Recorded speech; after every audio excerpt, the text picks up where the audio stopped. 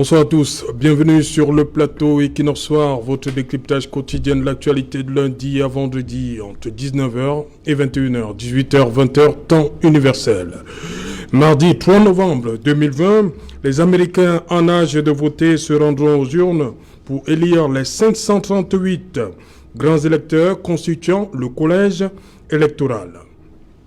Le premier lundi qui suit le deuxième mercredi de décembre, ils éliront à leur tour directement le président des États-Unis, qui lui-même sera investi le 20 janvier de l'année prochaine, lors de l'Inauguration Day.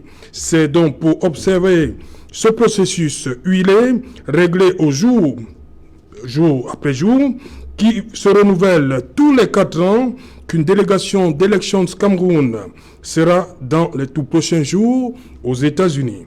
L'organisme indépendant chargé de l'organisation, de la gestion et de la supervision de l'ensemble du processus électoral et référendaire au Cameroun, ELECAM, de par sa présence, contribuera, d'après le communiqué de l'ambassade des États-Unis à Yaoundé, à la transparence qui permet d'assurer la qualité des élections américaines. Madame, Monsieur, tout à l'heure à 20h, c'est la grande édition d'information présentée par Cédric Nouffelé, tout de suite après le débrief du journal et tout de suite le fait du jour.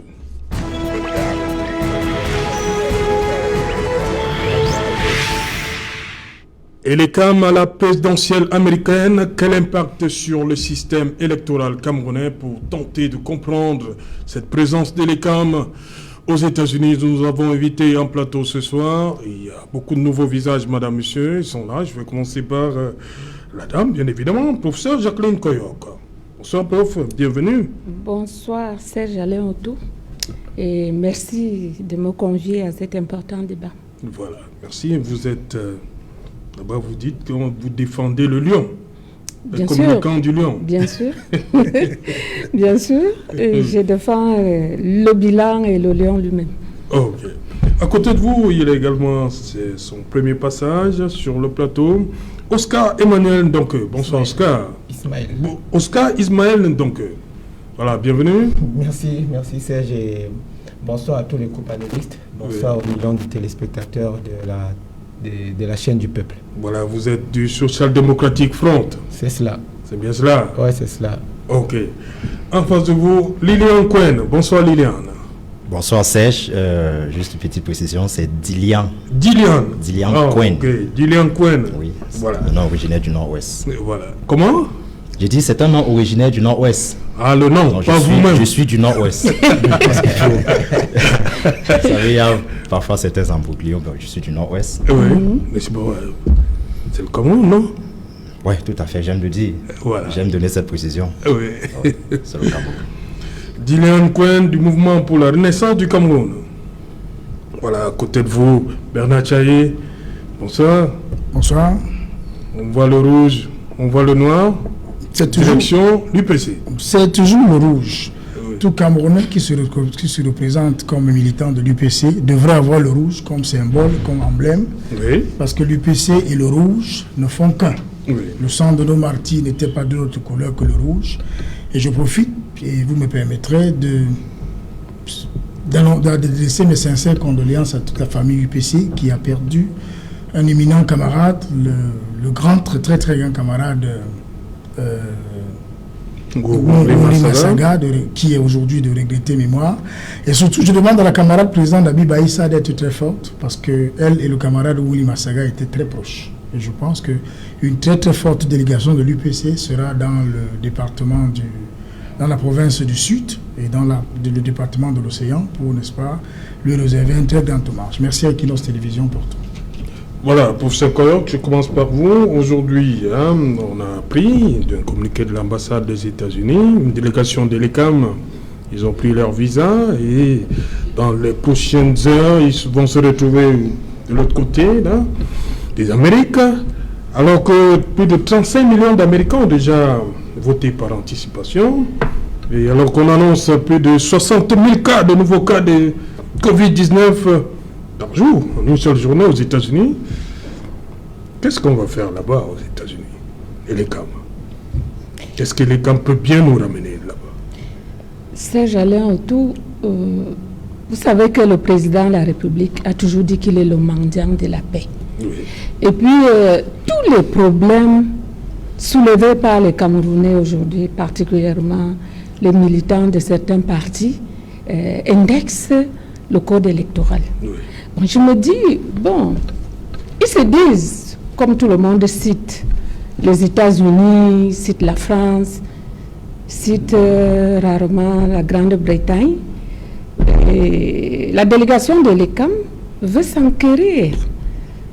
Qu'est-ce qui peut faire taire ces bruits? C'est le bruitage, je le dis. Mais il faut reconnaître que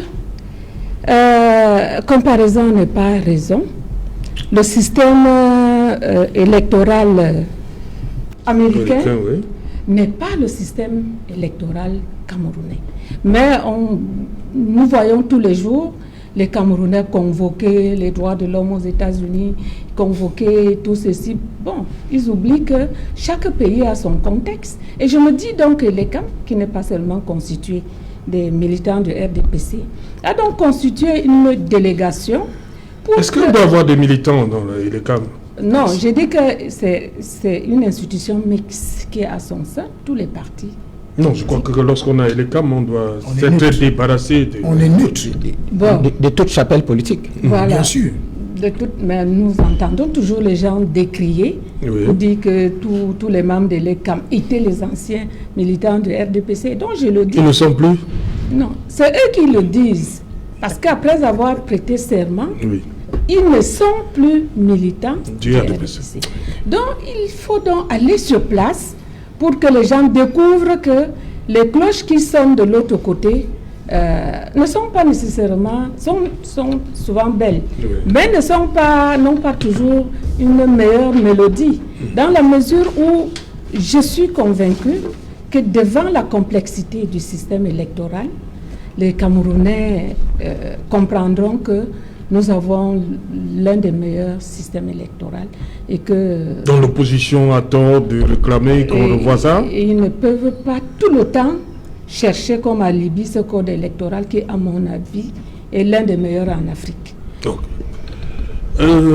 Dylan, comment vous accueillez cette présence de l'ECAM? Qu'est-ce que l'ECAM peut, de retour de cette présidentielle américaine, apporter au système électoral au Cameroun? Merci Serge. Je voudrais commencer par dire qu'il faudrait questionner les différents mobiles qui soutiendraient une telle initiative. Oui. Pourquoi est-ce que l'ECAM va se déporter du côté des États-Unis, soit pour calquer ou bien s'imprégner d'un modèle américain en matière électorale? La question demeure, pourquoi?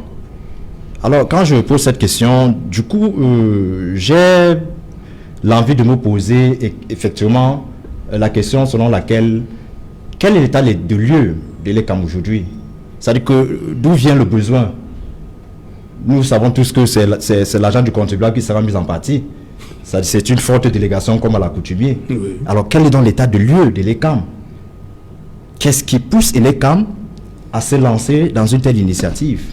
Est-ce que cela traduit simplement que, effectivement, notre code électoral ne répond pas aux aspirations, du moins, et est la cause de tout ce qu'on vit après chaque élection au Cameroun? Est-ce que le besoin ne serait justement pas que la grouille de la classe politique au Cameroun est justement avérée et porte tout son sens? Alors, si on peut donc répondre à ces interrogations, on va donc comprendre qu'il y a justement un problème. Alors, est-ce que le gouvernement, est-ce que l'exécutif est donc conscient qu'effectivement il y a un problème? Et si cet exécutif est conscient qu'il y a un problème, il faut donc poser ce problème. On a souvent dit dans le parti politique qui gouverne le Cameroun que, comme la dame a dit, les partis politiques font du bruit. Voyez-vous, c'est une dérive. Professeur Nkoyo. Bon, qui parle à la voix du RDPC. Oui, je suppose que c'est le RDPC qui tient cette position-là. Oui. C'est une dérive, justement, parce que nous autres, opposants, nous avons décrié, nous avons proposé des réformes. Oui. Alors, on se pose, sommes-nous assez incompétents pour qu'on s'asseye et qu'on revoie ce qu'il faut améliorer dans notre côte, que d'aller débourser des énormes sommes d'argent pour aller dans un pays qu'on a souvent condamné, nous n'oublions pas. On a souvent traité les États-Unis d'être partisans de la sécession, de tous les maux, chaque fois qu'ils ont sorti une position contraire à la logique gouvernementale. Qu'aujourd'hui, le même pays est le modèle vers qui on doit aller pour calquer un modèle électoral. Ça pose beaucoup de questions. Ça dit simplement que... Est-ce qu'on peut, vous croyez qu'on peut calquer le modèle la présidentielle américaine? L'opportunité donc de l'ECAM, d'une institution financée par l'argent du contribuable, d'aller aux États-Unis, soutient sur quoi? Sur quel alibi? Donc la logique est très simple. Une invitation. La logique est très simple. Moi je vais vous dire exactement. Si l'ECAM répond à l'invitation des Américains, qu'est-ce qu'on fait? Je dis c'est davantage la logique budgétivore. Oui. Nous sommes dans une logique où, en réalité, ce n'est pas autant l'élection américaine qui intéresse. Rappelons-nous que nous sommes dans un contexte où le monde entier a les yeux rivés sur le Cameroun, où un certain nombre de dérives ne fait plus qu'écho dans les 4 coins de nos frontières. C'est-à-dire que la communauté internationale de soutien avec les forces vives internes comprennent que le Cameroun est en train d'aller totalement en marge des principes démocratiques. Alors, est-ce que c'est juste une poudre, une fumée pour cacher la forêt? Est-ce que c'est parce que le Cameroun est très mal vu à l'extérieur qu'il faut détourner l'attention et donner l'impression que l'intention est justement d'asseoir des bonnes bases démocratiques? Non, nous avons des ressources assez suffisantes. Nous, au MRC, nous avons un certain nombre de réformes que nous avons proposées et nous n'avons de cesse de rappeler au gouvernement qu'il y a matière à discuter dans un consensus sur les questions qui nous sont propres, les questions électorales. Okay. Alors, pour chuter donc, j'ai du mal justement à croire que le modèle américain pourrait être copié et servi de modèle au Cameroun. Voilà. Parce que ça engage un certain nombre de volontés. Et nous savons bien que le régime qui nous gouverne est totalement en marge de cette volonté. Ils ont excellé par la mauvaise foi, par la mauvaise intention, au fait, par la triche. Okay. Donc, et les candons n'ira pas nous importer quelque chose de satisfaisant, parce que les CAM a été créé justement dans le but de satisfaire les injustices dont nous sommes victimes aujourd'hui. Oscar Emaël, donc pour vous, quel commentaire ça vous inspire, ce voyage que va effectuer les CAM pour la présidentielle aux États-Unis? Vous savez, j'ai écouté les deux premiers copanélistes et puis moi, je dirais pas que je reste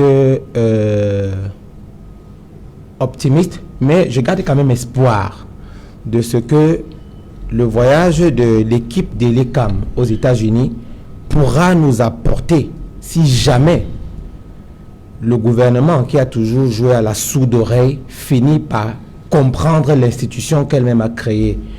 Il est question de quoi? Parce que il faut que nous essayions de contextualiser le principe. Le principe est de comprendre l'enjeu politique et puis l'intérêt pour l'ECAM de se rendre aux États-Unis. Le système électoral américain et le système électoral camerounais, c'est de ça que nous sommes en train de parler actuellement, oui. Parce qu'il ne faut pas qu'on se perde. Alors, nous ne pouvons pas avancer dans un tel système ou bien dans une telle aventure si nous ne posons pas la véritable base. La base est la révision constitutionnelle. Nous devons d'abord constitutionnaliser l'ECAM, parce que c'est la première chose. Nous devons constitutionnaliser l'organe de l'ECAM. Tant que ELECAM sera créé par une loi et puis les membres seront nommés par le président de la République, ELECAM ne sera jamais indépendant. Voyez-vous? Donc, nous devons d'abord commencer par revoir la Constitution. Constitutionnaliser ELECAM comme nous devons constitutionnaliser les autres grandes chambres ou bien les autres grandes institutions de l'État. Ça, c'est la première étape. Alors, ELECAM aux États-Unis, nous espérons qu'ils iront là-bas nous ramener ne serait-ce que le système du bulletin unique. Parce que si jusqu'à aujourd'hui, le combat mené de main de fer par le SDF depuis 30 ans commence à rentrer dans les habitudes du gouvernement, parce que vous savez la pression que nous avons toujours su mettre sur ce gouvernement.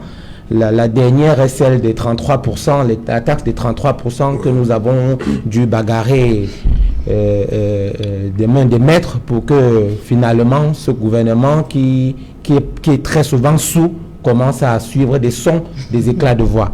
Alors, si ELECAM va aux États-Unis, nous ramène ne serait-ce que le bulletin unique, qui est la première chose qui va d'abord commencer par nous éviter les surcharges en matière de paperasse, qui va nous aider à économiser en matière de transport du matériel électoral. Ils vous ont dit qu'ils ont un problème avec l'économie, non? Ils ont dit ça? Non, s'ils n'ont pas le problème avec l'économie... Parce que depuis, on réclame ça. Non, mais ils n'ont pas de problème avec l'économie, voilà. Certes. Mais l'économie... Tant de bulletins qu'il y a de candidats... Non, les bulletins sont faits avec... le problème. Les bulletins sont faits avec l'argent du contribuable. Voilà. Et nous connaissons ce que pèse la poche du petit Camerounais. Alors, ces impôts qui nous sont prélevés tous les jours, on peut faire économie de ces impôts que nous prélevons pour fabriquer les bulletins de vote, pour ne serait-ce que nous faire des routes, pour les renvoyer dans les budgets de construction de routes, et puis ou bien des infrastructures comme des infrastructures sanitaires. On manque des hôpitaux, on peut recruter des enseignants. Donc du coup, c'est vrai, on va dire qu'il y a de l'argent pour ça, mais cet argent peut servir à autre chose. Sachons le dire. Alors, nous avons autre chose. Puisque ELECAM s'en va aux États-Unis, j'espère que ce n'est pas seulement pour répondre à des civilités diplomatiques. Vous voulez dire que ce n'est pas pour le tourisme, c'est ça? Ouais, c'est pour ça que vous voulez dire? Non, bien sûr, j'espère que ce n'est pas pour du tourisme, parce que s'ils y vont et que nous n'avons rien en retour ici, oui. Voyez-vous, pour eux, le gouvernement de Yaoundé trouve depuis notre lutte que le fédéralisme n'est pas la forme de l'État qui les convient. Mais comment est-ce qu'ils peuvent envoyer des représentants observer une élection dans un pays fédéral? Oui. Est-ce à dire qu'ils sont en train déjà de s'aligner? C'est une bonne chose pour vous, non? Non, c'est une très bonne chose. Non, c'est pour ça que je dis, j'espère que les membres de l'ELECAM qui sont en route pour les États-Unis ne vont pas simplement répondre à des civilités diplomatiques, ils ne vont pas pour du tourisme. D'accord? S'ils y vont, qu'ils nous reviennent ne serait-ce qu'avec certaines avancées, comme ce que nous réclamons depuis 30 ans aujourd'hui au SDF, parce que nous sommes déjà satisfaits de savoir que ça les intéresse de savoir ce qui se passe de l'autre côté. Alors, si seulement ils pouvaient nous ramener ça. Voyez-vous, et ce sera difficile. En quoi? En ce que, quand vous regardez le système au Cameroun, c'est le président du RDPC qui organise tout au Cameroun. C'est le président du RDPC, c'est lui qui nomme les membres de l'ELECAM. C'est lui qui nomme les membres du Conseil constitutionnel. C'est lui qui nomme les magistrats qui sont censés statuer en dernier ressort en matière de contentieux électoral. Et puis, ce n'est même pas tout. Les membres du Conseil constitutionnel sont nommés pour 6 ans. Or, le mandat présidentiel est de 7 ans.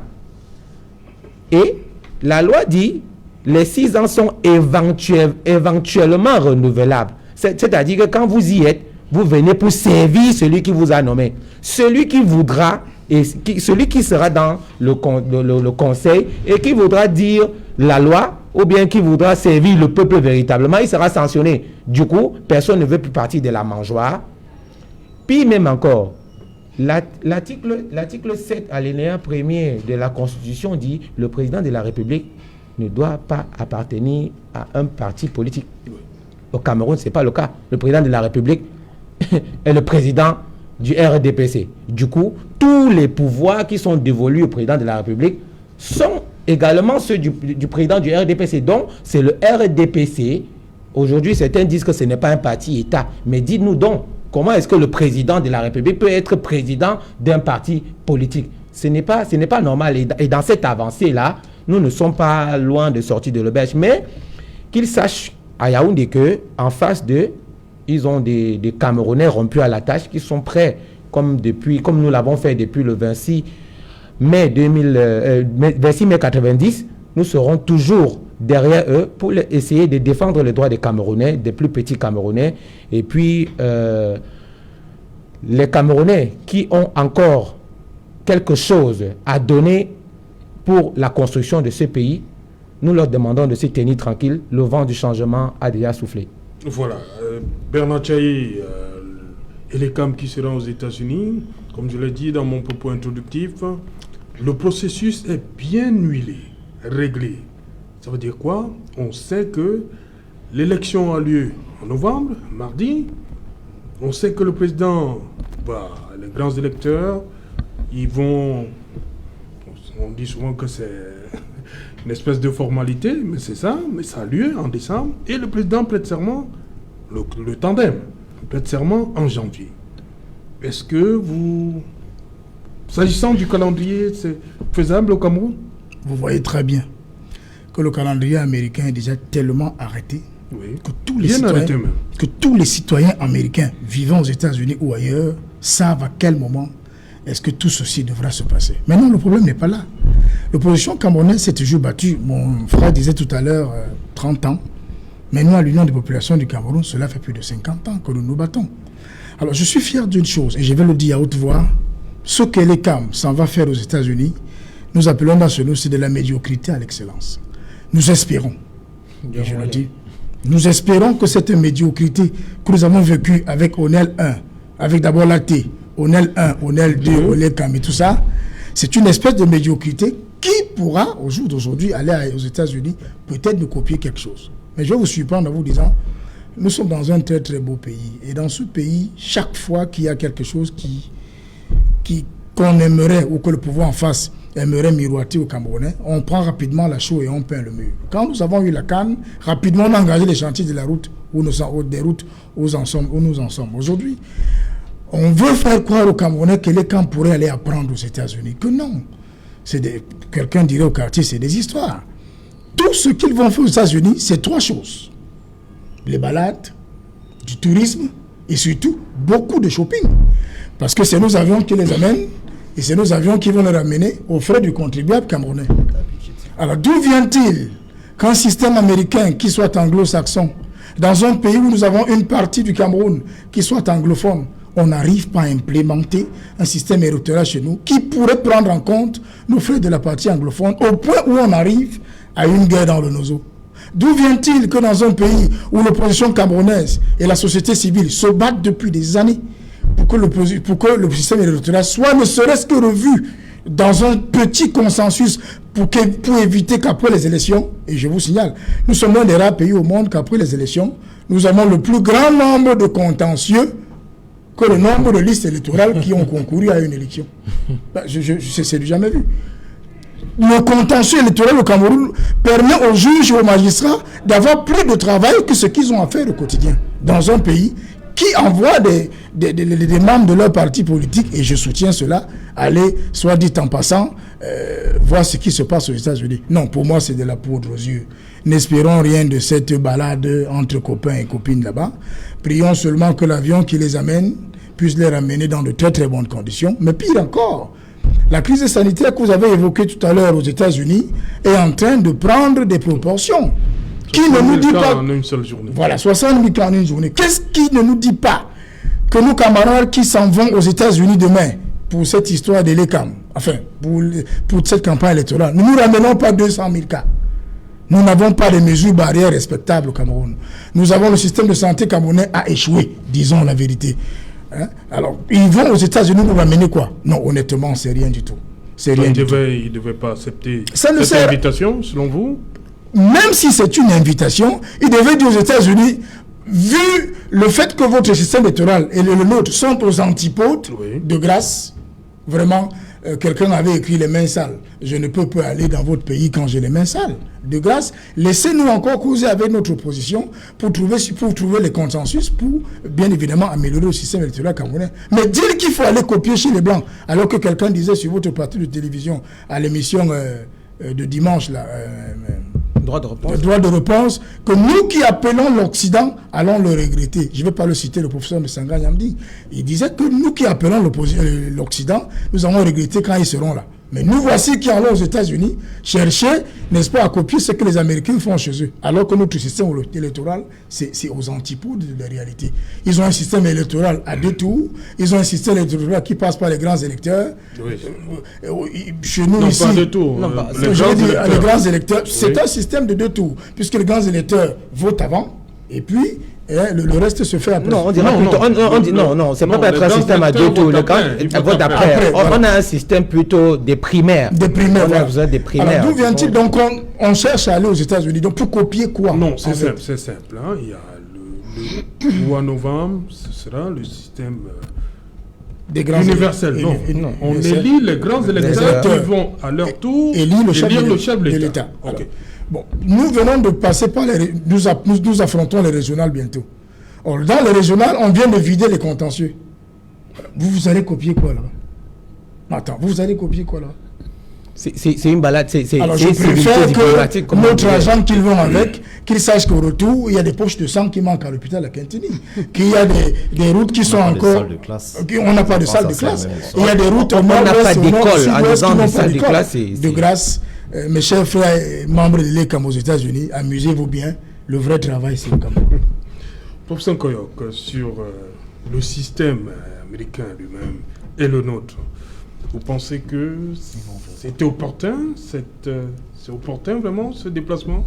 Bon, disons que nous parlons tous au conditionnel. Parce que oui, nous ne savons pas si... Il y a la Guinée, là, c'était dimanche. Voilà. Pourquoi l'ECAM n'est pas allé de ce côté? Disons, je veux d'abord dire, écouter mes companélistes ici, oui. Je me rends compte que nous avons beaucoup de problèmes. Oui. Vous savez que... Comme on a beaucoup de problèmes, hein. Bourdieu... Vous découvrez ça ici sur le plateau? Non. Oui. Bourdieu dit le problème des démocraties africaines, c'est le problème d'incompétence politique. Oui. Pourquoi? C'est très grave. Cette incompétence, ce n'est pas question de diplôme. Oui, bien évidemment. Mais c'est le manque de culture politique. Parce qu'avant de critiquer un système électoral, il faut d'abord le maîtriser, le connaître.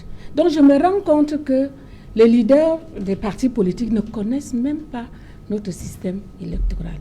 Parce que vous dites qu'aux États-Unis, il y aura moins de paperasse. Est-ce que vous savez que un bulletin de vote aux États-Unis, c'est 8 pages?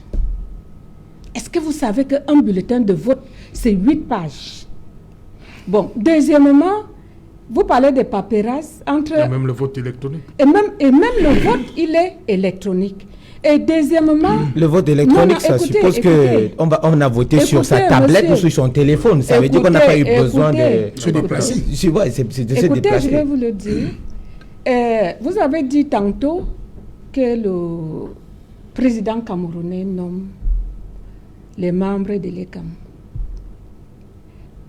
La commission électorale des États-Unis qui nomme, c'est le président de la République qui propose au Sénat. Donc vraiment, ce n'est même pas différent. Non. Il propose 6 membres, écoutez bien. Oui. Il propose 6 noms. Je vous en prie. Et le Sénat approuve. Et maintenant, vous dites que là-bas, au moins, il y aura les gens qu'on ne peut pas nommer. Non, je dis, il faut d'abord comprendre votre propre système électoral avant d'aller lorgner le système des autres. Vous oubliez que les États-Unis ont aussi connu la guerre de sécession. Bien sûr, bien sûr. Et que, 1961, 1967. voilà. Et que ces États-Unis ont connu aussi des fraudes électorales. Est-ce que vous savez ce qui s'est passé entre l'élection de Bush, le fils, et Al Gore? Al Gore, en 2000. Le vote était électronique, mais il y a eu des fraudes. Donc, aucun système n'est parfait. On est d'accord. Bon, moi, je vais donc vous dire... Et ils l'ont reconnu en Non, moment. Ils ont eu le courage de reconnaître qu'il y a eu des fraudes. Et qu'il y a eu des dysfonctionnements. Vous avez dit, vous convoquez tout le temps le système américain comme si c'était le meilleur modèle. système. Mais je veux vous dire que c'est un système qui est très complexe et qui ne peut même pas être appliqué au Cameroun. Mais vous allez donner par exemple... Qu'est-ce que les Cam va donc chercher là-bas alors qu'on ne peut pas appliquer? Vous savez, j'ai commencé par dire, le président a dit qu'il est le mendiant de la paix. Oui. Il faut que, je suis sûr que dans la délégation du Cameroun, il y a des personnalités indépendantes qui seront dans la bouche la plus autorisée pour dire aux Camerounais, nous avons le meilleur des systèmes. Mais vous ne le connaissez pas. Il faut apprendre à connaître notre système électoral. Parce que quand vous ne le connaissez pas, vous faites des erreurs. On vous dit, mettez les scrutateurs, les vigiles dans les bureaux de vote, vous ne le faites pas. Et après, vous criez qu'on a fraudé. On vous dit, inscrivez-vous sur les listes électorales, vous ne vous inscrivez pas. Organisez vos partis, vous ne les organisez pas. Vous n'avez pas de cellules, vous n'avez pas de section. D'où vient l'article qui dit que seul le procès verbal de l'ECAM est pris en compte? C'est un organe indépendant. Mais vous ne surveillez pas, vous ne contrôlez pas vos votes. C'est très grave ce que vous nous dites. Non, vous ne contrôlez pas vos votes. Est-ce qu'on doit contrôler? Non, écoutez, parce qu'il y a donc ces soupçons-là. Oui. Et l'ECAM permet donc, parce que si il y a des gens qui n'ont jamais été dans un bureau de vote. On n'en disconvient pas. C'est-à-dire qu'ils ne savent même pas comment se déroule l'élection. Une élection, oui. Voilà. Vous partez dans un bureau de vote, tous les partis sont présents.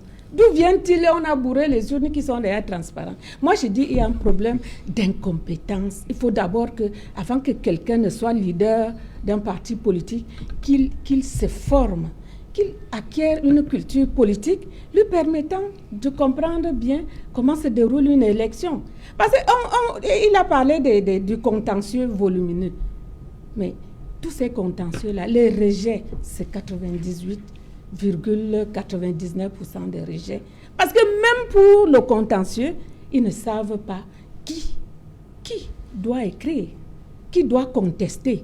Donc vous voyez que nous sommes là dans une... Je ne sais pas, je ne veux pas être mal poli, pour dire que nous sommes dans une bouillabaisse, où vraiment tout ce qu'on fait, les gens ne le comprennent pas. Et parce qu'ils ne le comprennent pas, ils critiquent aveuglement. Donc je crois que cette délégation de l'ECAM qui va aux États-Unis et qui, je suis sûre, aura en son sein des personnalités indépendantes, viendra montrer aux Camerounais que vous avez l'un des meilleurs systèmes électoraux, mais que jusqu'à aujourd'hui, vous ne comprenez pas que vous avez entre vous un système qui permet à tout le monde de gagner, pourvu qu'il soit bien organisé. Mais je pense donc que dans le débat qui nous interpelle ce soir, est-ce que l'ECAM devait aller, est-ce qu'il ne devait pas aller? S'ils ne vous avaient pas donné cette information, non, imaginez qu'ils prennent leur avion et qu'ils partent. Vraiment, il y a quelqu'un qui a dit sur ce plateau, même si quelqu'un plonge dans l'eau, l'opposition va dire qu'il a soulevé la poussière. Et ça, c'est vrai. Parce que je ne peux pas comprendre. Non, je ne suis pas... Les gens ils ont l'amabilité de vous dire, nous allons à la présidentielle aux États-Unis, nous allons... Oui. Peut-être c'est une invitation, peut-être c'est une consultation. Mais vous trouvez qu'ils dépensent de l'argent de Cameroun. Qui vous dit si le président de la République n'a pas envie de revoir ce système électoral que vous critiquez tant? En Guinée, c'est 2 tours. Non, écoutez. En Guinée, ici à côté, là. Avant de le faire. Pourquoi ne pas là-bas? Non, avant de le faire, en Guinée, ce n'est pas contesté. Vous avez vu ce qui se passe en Guinée? Vous avez vu une élection en Afrique qui n'est pas contestée? Moi, je suis convaincue que ce n'est pas le mode de choix. Oui. Ce n'était pas notre mode de choix. Il va falloir beaucoup de temps pour que les Africains comprennent ce qu'est une élection en démocratie. Donc moi, je me dis, en toute honnêteté, vous n'avez, d'après ce que j'ai suivi, vous n'avez rien à critiquer au niveau du système électoral. Vous n'avez pas d'argument. Parce que quand quelqu'un ne sait même pas lire et écrire, c'est très grave ce que vous dites. Si quelqu'un ne sait pas lire, il faut pas laisser ça passer. Oui, il conteste. Pourquoi il conteste donc si ce n'est si on n'a pas d'argument? Mais il conteste. Pourquoi l'opposition conteste? Ils contestent parce qu'ils ne comprennent pas grand-chose bon, c'est vrai. dans ce système électoral. Parce que quand quelqu'un n'est... Il y a 80% de l'électorat camerounais qui n'était pas nécessairement... qui n'a pas le BPC, le probatoire et tout le reste. Et vous allez... La faute à qui? Écoutez, vous allez soumettre ces personnes-là à aller cocher sur... Donc, c'est pourquoi il ne faut pas le bulletin unique? Non. Nous avons un système qui cadre avec notre environnement, avec le contexte. Donc vous avez choisi d'analphabétiser la population pour ne pas les... Ils ne seront pas cochés. Si dans vos partis, vous allez exclure ceux qui ne savent pas lire et écrire, nous au RDPC, nous prenons en compte. Il y a une formation pour ça. Il y a la chaîne nationale. Écoutez, la majorité des Camerounais ne savent pas lire et écrire, mais il y a les efforts pour l'éducation pour tous. Bon, si vous ne savez donc pas que vos électeurs ne seront pas cochés là où il faut cocher, ils vont même faire des erreurs. Donc on comprend donc ce soir que c'est ce qui bloque le bulletin unique. Ce qui bloque le bulletin unique. Les Camerounais ne savent pas cocher, c'est ça? Voilà. Je voudrais revenir. Est-ce qu'en 40 ans, ils ont mis un système éducatif fiable au Cameroun pour permettre aux Camerounais de savoir lire et écrire? Vous savez, dans le système éducatif. Tout ça va de pair. Moi, je pense que j'ai entendu le professeur dire des choses tout à l'heure. Moi, je voudrais faire un petit rappel parce que ici nous venons éclairer la lanterne des Camerounais. Oui, ok. Alors, vous avez dit que même aux États-Unis, le président propose. Le président ne nomme pas parce que aux États-Unis, le Congrès. C'est un processus. Non, écoutez. Vous avez au Cameroun, parce qu'on parle du système, le président de le Conseil constitutionnel, par exemple, qui est constitué de 11 membres. 3 membres sont nommés par le président de la République, dont le président. On a 3 membres qui sont nommés par le président de l'Assemblée nationale après consultation. Non, proposés. Qui sont vraiment... Ils sont proposés. C'est le président qui les nomme. Ils sont proposés. Non, 3 membres sont proposés par le président. Oui. Donc le président... Le président de l'Assemblée nationale. Non, écoutez, le président de l'Assemblée nationale, parce que l'Assemblée nationale envoie 3 représentants. Oui. Le Sénat envoie 3 représentants, voilà. Et le Conseil supérieur de la magistrature envoie 3 représentants. Alors, le président de la République, lui seul, a 3 représentants dans lesquels sortira le président du Conseil constitutionnel.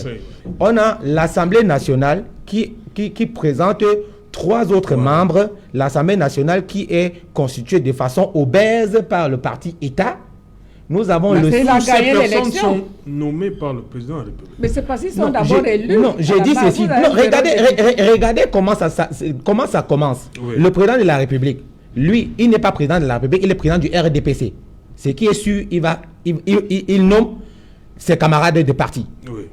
Alors, à l'Assemblée nationale, on a une majorité obèse du parti État, le RDPC. Ils sont élus oui, démocratiquement, comme on connaît, avec les bourrages, comme on disait tout à l'heure, les personnes qui ne savent pas lire et écrire. Alors, nous peut les bourrer comment? Dites que c'est vrai que c'est une victoire gagnée de l'opposition qu'a mené le SDF. Donc je disais, l'Assemblée nationale, qui est constituée du RDPC, à 98%, disons-le comme ça. Les élus du RDPC. Alors, nous avons le Sénat, qui est également constitué des élus des militants du RDPC. Nous avons le Conseil supérieur de la magistrature, dont c'est le président de la République, président du RDPC, qui préside, qui est le président du Conseil supérieur de la magistrature, qui propose encore 2 membres. Vous voyez que tous ces gens qui sont proposés, ce sont les militants ou bien les amis du pouvoir. Alors, aux États-Unis, vous n'aurez jamais un système de nomination comme cela.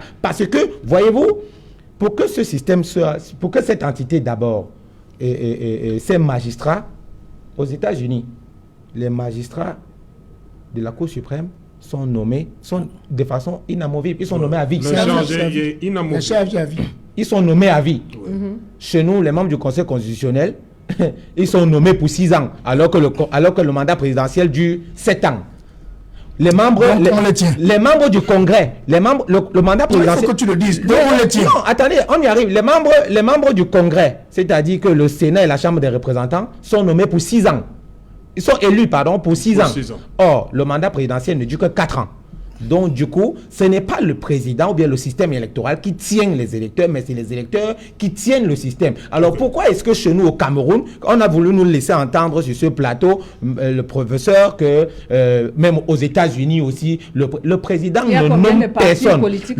Le président, on a 2 grands partis. Vous savez comment écoutez, laissez-moi terminer, on ne vous a pas coupé. Aux États-Unis, on a 2 grands partis. Alors, le Congrès américain est constitué de la Chambre des représentants et du Sénat. Or, le président propose, il ne nomme pas, ce n'est pas les décrets, il ne fait pas sortir les décrets comme chez nous. Il propose et le Sénat, la Chambre basse peut approuver et la Chambre haute révoque.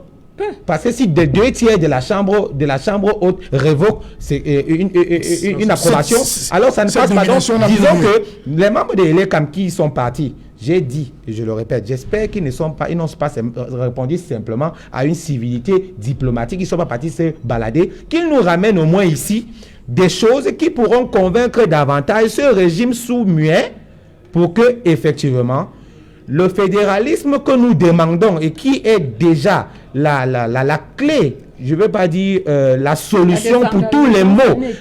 La décentralisation, si vous avez défini la décentralisation, vous comprendrez que la décentralisation n'est pas constitutionnelle. Merci. Or, le fédéralisme est constitutionnel. Or, la décentralisation n'est pas. Non, la décentralisation n'est pas constitutionnelle. La forme de l'État. D'accord, je constate que là, on est en train de se perdre de vue parce que le sujet est vraiment précis. Qu'est-ce que l'ELECAM va chercher aux États-Unis? Voilà, allez-y donc. Je crois que c'est ça le sujet. Si on veut commencer à parler. Est-ce que l'ELECAM va nous ramener est-ce que ce que l'ELECAM va nous ramener là-bas pour faire bouger les lignes au niveau du notre système électoral? Le Cameroun a des intellectuels experts en matière de questions électorales aux États-Unis, financés par les bourses camerounaises. Je ne comprends pas au nom de quoi on va dépêcher l'ELECAM pour aller aux États-Unis. J'ai posé la question, l'opportunité c'est quoi? Alors, on peut tout simplement consulter ces experts qui sont aux États-Unis, qui savent très bien parfois défendre le Cameroun devant les instances de l'ONU, qui sont mieux imprégnés de la société américaine pour venir nous expliquer si tant que le besoin est de calquer un modèle américain ou alors de se rapprocher d'un modèle américain. Alors, j'ai dit, nous allons perdre du temps à vouloir édifier sur le système. Non, nous avons 2 États qui ont 2 systèmes différents. Les États-Unis, c'est un État fédéral. Le Cameroun, c'est un État unitaire décentralisé. Où le fédéralisme, c'est-à-dire que faire part du fédéralisme avec ce régime-ci, c'est attaquer les institutions. Mais comment est-ce que vous allez mettre sur une même table ces 2 États? C'est impossible. C'est ça que je disais au début. Maintenant, je vous ai dit, la question mérite de se poser. Pourquoi maintenant? Alors, s'il faut donc répondre, on va se rendre compte que, quelle est la situation politique au Cameroun? On a, les jours passés, suivi des experts en matière c'était de démocratie, en matière de droits de l'homme. Justement, sorti un rapport sur le Cameroun qui dénonçait une reculade en matière de droits de l'homme au Cameroun, où on voit les leaders d'opposition embastillés chez eux sans nécessairement un ordre judiciaire. On voit une reculade criarde de la démocratie où la simple marche, la simple manifestation, qui est un droit fondamental, est réprimée. Alors, quand le monde entier, du moins s'insurge contre cette pratique malsaine du gouvernement, ce gouvernement se lève pour déléguer une institution avec l'argent du contribuable pour aller chercher quoi? C'est où le débat se situe. Maintenant, l'ELECAM en lui-même. J'ai dit, l'ELECAM n'est pas un organe qui crée des lois. L'ELECAM, c'est une institution qui fonctionne en fonction des lois qu'on lui adopte. Alors même si l'ELECAM se rend aux États-Unis, l'ELECAM ne viendrait pas créer une loi au Cameroun. Voilà. Ni proposer une loi. Déjà même que l'ELECAM, dans son site ça a fait au lendemain de l'élection présidentielle, ils ont a mis des proposé que le système, que la refonte électorale soit révisée au Cameroun. Le système électoral, qu'en a-t-on fait? Qu'est-ce qu'on a fait de cela? Je poserai la question au RDPC. On a fait de quoi? Qu'est-ce qu'on a fait de la requête au lendemain de la présidence? Qui demandait à ce qu'on revise, qu'on revoie le code électoral? Le système électoral. Le système électoral, pardon. La refonte. Qu'en a-t-on fait? Mais la refonte est... Non, vous n'avez pas répondre parce que c'est tellement complexe.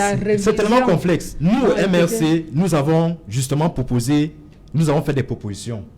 Et vous pouvez consulter notre site, vous allez voir les propositions par rapport à la refonte du système électoral camerounais. Que nous n'avons pas besoin d'utiliser l'argent du pauvre contribuable. Nous avons tellement, je veux dire, des choses sur lesquelles le Cameroun est interpellé. S'il te plaît, nous vivons sous le seuil d'une pauvreté criarde. Je dépose voyez-vous. Si par extraordinaire, ELECAM, en tant qu'organe en charge d'organisation des élections au Cameroun, allait aux États-Unis par son propre chef, question d'apprendre, dans ton sens, nous pouvons applaudir. Parce que c'est ELECAM qui va de elle-même, et non dans le sens où, après les élections, ils ont publié le fait qu'ils voulaient une refonte. Mais si elle est allée d'elle-même, c'est une bonne chose.